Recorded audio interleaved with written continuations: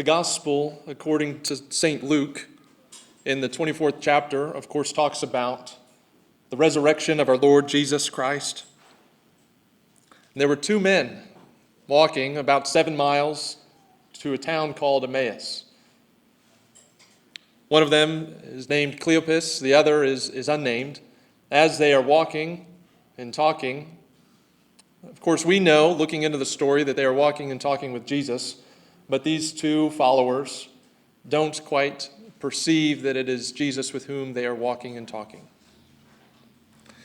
Of course, the two men are dejected at the recent events that had happened in Jerusalem, the crucifixion of Jesus the Christ, the one that they had hoped would bring about freedom from the rule of Roman oppression for the Israelites.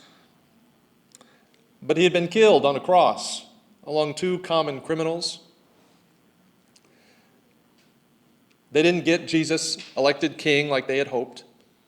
Jesus didn't ride in on a horse with an army behind him to overthrow the rulers of his day. They were going home defeated, deflated, much like all of us have felt one time or another. And yet as they're walking and talking, Jesus inquires why they look so dejected and sad, and they say, "Do you not know the events that have happened in Jerusalem? Jesus of Nazareth, a prophet, the one we had hoped would save the day." As they approach Emmaus, like I said, 7 miles, this is a few hours walk from Jerusalem. And after the talking and the bantering, Jesus makes like he is going to continue on his journey. But the sun is setting, and the men are insistent that he stay with them for the night.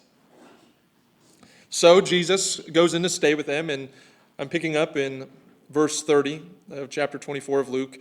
When he was at the table with them, that is, when Jesus was at the table with them, he took bread, gave thanks, broke it, and began to give it to them. Then their eyes were opened, and they recognized him, and he disappeared from their sight.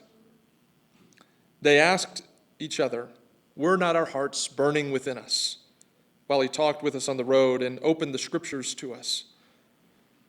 They got up and returned at once to Jerusalem, where they found the 11 and those with them assembled together and saying, "It is true, the Lord has risen and has appeared to Simon."